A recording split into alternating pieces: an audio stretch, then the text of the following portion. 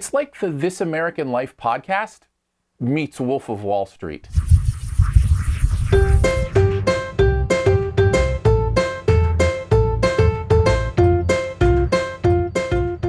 Anyone can see that there's a real estate bubble. Actually, no one can see a bubble. That's what makes it a bubble. That's dumb, Lawrence. It's always markers. Mortgage fraud, quintupled since 2000, and the average take-home pay. It's flat, but home prices are soaring. That means the homes are debt, not assets. So Mike Burry, guy who gets his hair cut at Supercuts and doesn't wear shoes, knows more than Alan Greenspan and Hank Paulson. Yeah, Dr. Mike Burry. Yes, he does. The Big Short stars Christian Bale, Ryan Gosling, Steve Carell, and Brad Pitt, all as they handle the big housing crisis that happened oh so short ago. It is a complicated issue. It is one that it takes many people to explain. Can they both do that and make a good movie? Here's 5 things you might want to know before you see The Big Short. So let's start with this. Number 1. This is a complicated topic. This is not a movie you can watch passively. Be warned, you're going to have to focus a little bit. But the movie admits that. It knows it's a complicated topic, so it finds ways around that to try to keep you up with what is going on here. But if you don't follow it, the movie will lose a lot of steam for you. One of my favorite things about the movie, we'll call this number 2, are the creative ways they find around this complicated issue. This is a movie that breaks the fourth wall intentionally, talks right to the camera about what's going on, because it kind of has to. But one of the interesting things it does, and one of my favorite parts, is it kind of acts as its own Wikipedia page. You know how you check a true story to see what was true and what wasn't when a movie is made? Because a lot of stuff they make up for, dramatic purposes.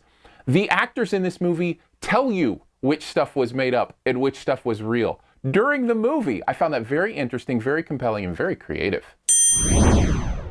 The problem is, and we'll call this number 3, yes, they're creative, but they can also be distracting. You never really feel like you're watching a true story because you can tell it's a movie all the time. Characters talking to the screen, stepping out and having other celebrities explain stuff that is going on in the movie.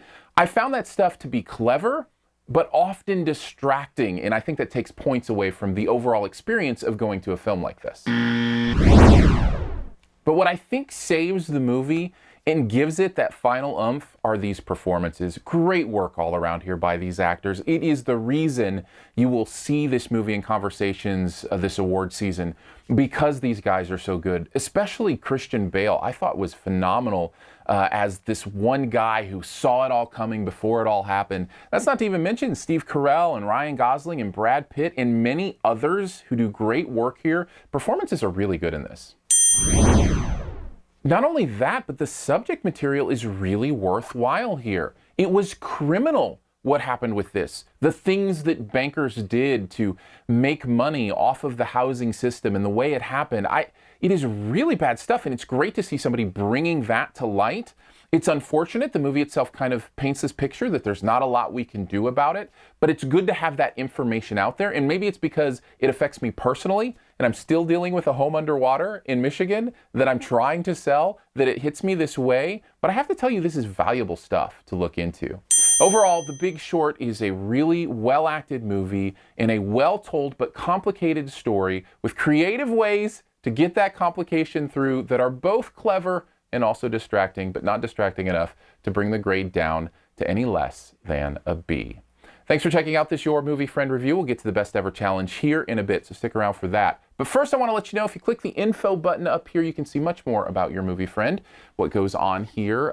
There's a link to the website, yourmoviefriend.com, other reviews there that you can check out, as well as how to donate to the channel.